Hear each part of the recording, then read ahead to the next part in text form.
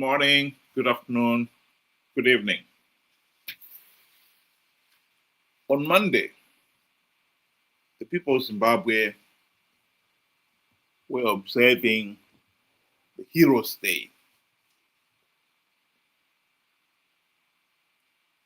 The heroes of the liberation struggle, to be more specific.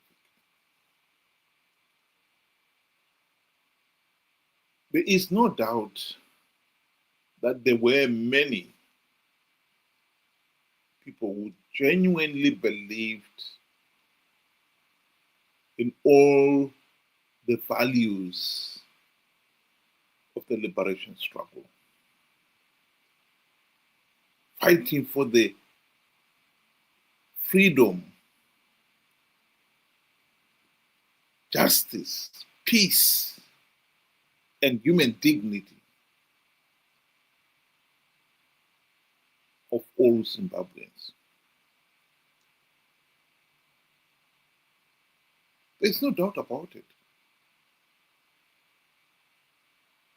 But when you look at Zimbabwe today, you really cannot deny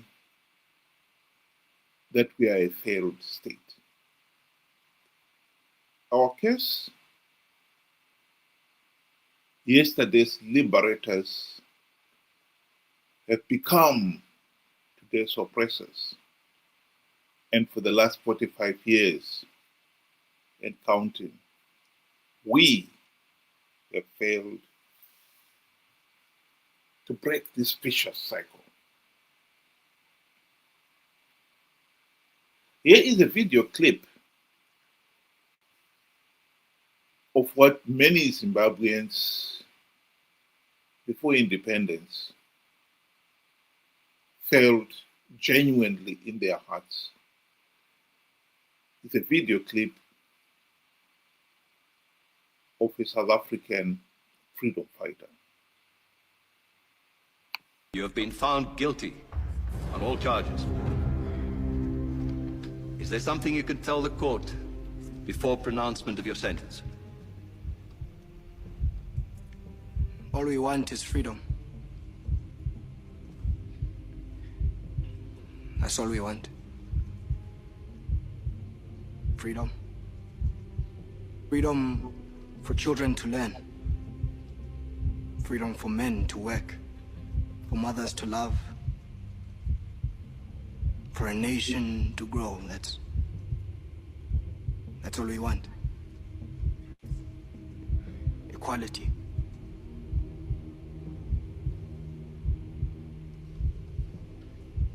For everyone. You see, I am just one of many. A foot soldier. There will be many, many more to follow. So, there is no court of law, no police force, no army that will stop the tide of revolution from turning.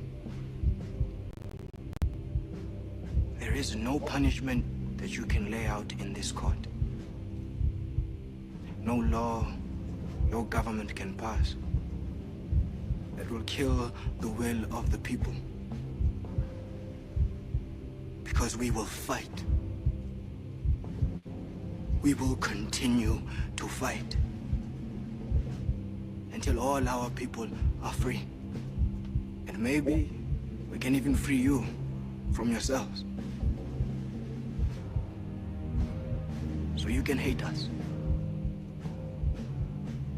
degrade us, torture us, and kill us. But we will fight. And we will be free. One day, we will be free.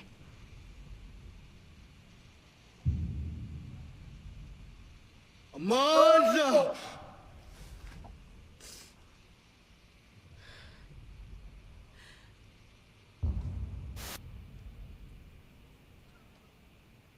Amanda! Where to? Solomon Kalushi Mahlangu. You are hereby sentenced to death. You will be taken to Pretoria Central Prison on a date to be set, and you will be hanged by your neck until you die. Well, that was reenacted in Zimbabwe when we fought to end white colonial rule. What is tragic about Zimbabwe is whilst our neighbor, South Africa, has managed to deliver the promises of freedom for all, Zimbabwe has failed to do so. In Zimbabwe, the liberation struggle, as it neared its end, the goalpost was changed. Mugabe and his cronies hijacked the revolution to serve their own selfish ends. One man, one vote is more than a right. It is the essence of good governance. And this, among all the other raft of freedoms and rights, Zanu PF has determinedly denied the people of Zimbabwe. In 1980, Zanu PF left its operatives in the field with a simple instruction to tell the people that if Zanu PF does not win the elections, the Bush war would continue. In other words, Zanu PF was holding the nation to ransom. Of course, the people voted to end the Bush war. And one can say, in that single vote, the people lost their right to a meaningful say in the governance of the country. It was to take a lot of pressure from SADC, particularly, to force Zanu PF to hold what one can only call the nearest the country has ever got to holding free, fair, and credible elections in 2008.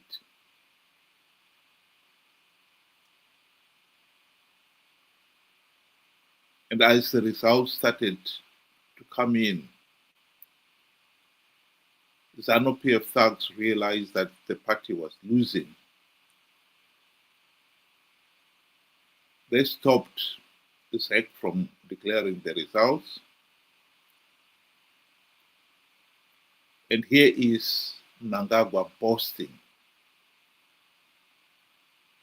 of his role in that and what happened afterwards. 2008 patakaita ma-elections pakaposa papinda Tsvangirai ndandiri election agent ya president. Ma-results abuda tiri party headquarters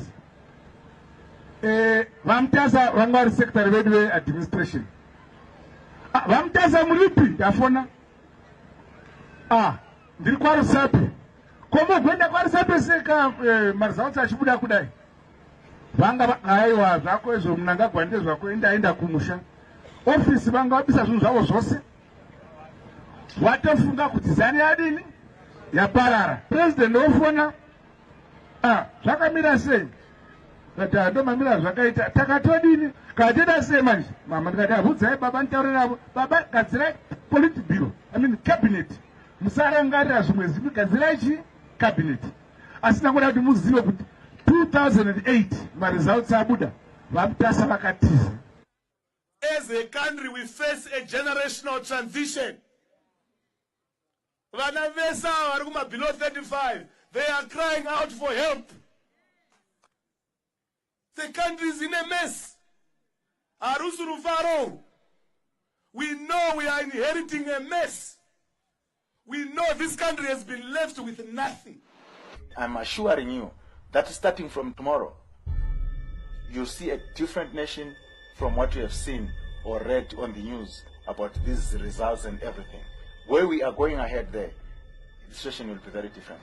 What we said to our people, they could not see with their own eyes. We are going to act as we see it fit. We are prepared to go the whole distance.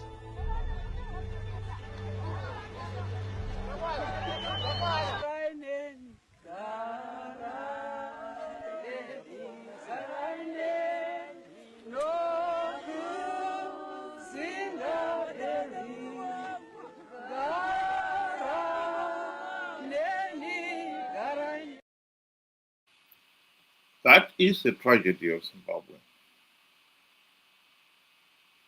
We fought for one man, one vote, among many other basic human rights and freedoms. And yet, 45 years after independence, we can honestly say that Zimbabwe is yet to hold its first free, fair, and credible elections.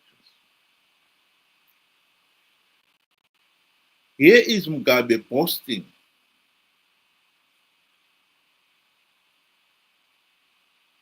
and encouraging those who were involved in Operation Makotera Party to deny the people of Zimbabwe the right to a meaningful vote.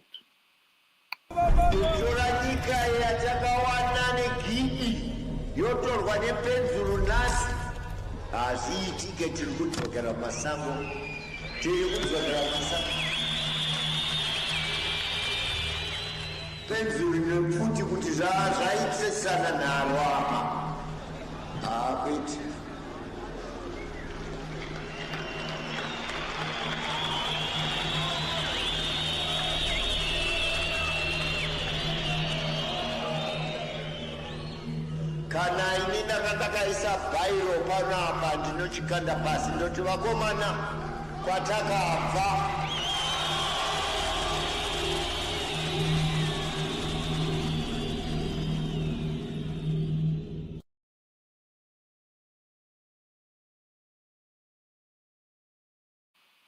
This has indeed been Zimbabwe's case. Yesterday's liberators have become today's oppressors. And for the last 45 years,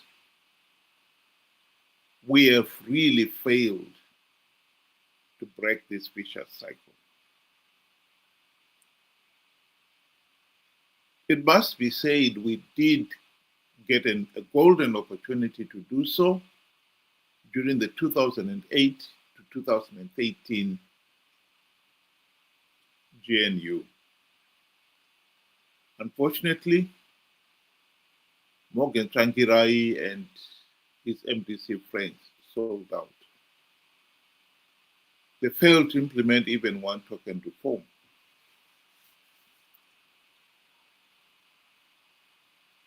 Ever since the GNU, MDC CCC leaders have become Zanu PF Team B in all but name,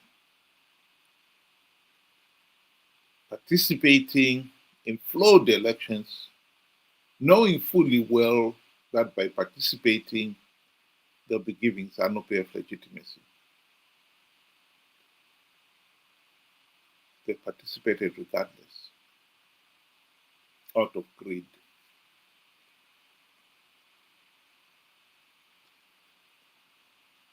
Until we learn how to break this vicious cycle of yesterday's oppressors becoming today's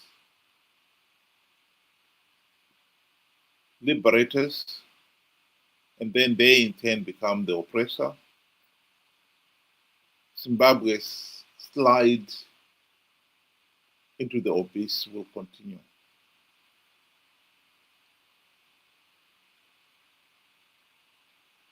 The significant point of departure between Zimbabwe's freedom fighters and South Africa's freedom fighters is that South Africa had the fortune of having leaders like the late Nelson Mandela, who were truly committed to the freedom of all blacks. ANC had a freedom charter, which was basically the covenant the party had with the people. These are your rights. This is what we fight for. Zimbabwe did not have such fortune. The likes of Robert Mugabe, much less our friend now Emerson Mnangagwa, they paid lip service to all those things. They never meant that. Here is Mnangagwa boasting about his vision of what our media in Zimbabwe should be. Under my leadership, the media will continue to be our cornerstone for promoting unity, peace, social cohesion, harmony, and the love for our country. Anything besides this, Chibakera Mziso.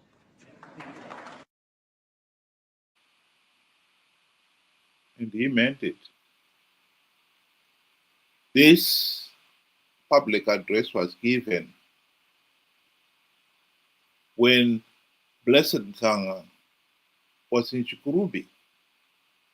He had been arrested for interviewing Blessed Geza, who dared to criticize the regime. The message was very clear. This is just not an empty threat. This is a regime that is ruled by fear and would not hesitate to flex its muscle. We have a problem in Zimbabwe. We really have to address this problem of yesterday's oppressors,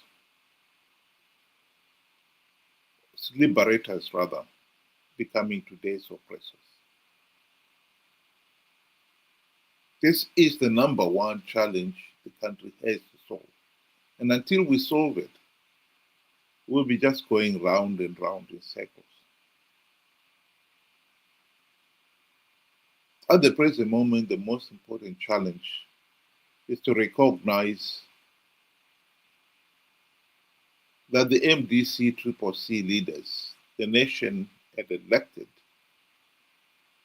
and entrusted the task of implementing the reforms to end the Zanu PF dictatorship these last 25 years have sold out. Like it or not, Chamisa and company are now working for Zanu PF.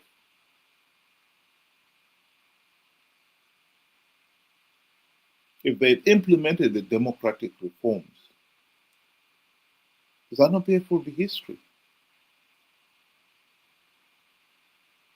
They did not when they had the golden opportunity to do so.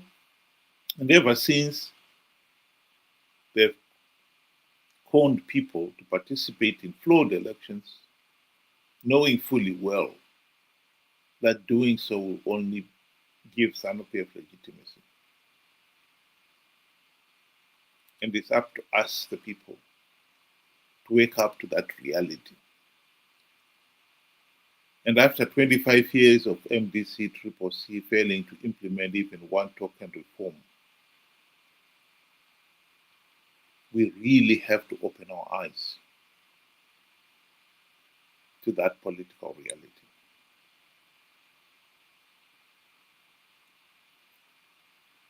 Think about it. Have a good day.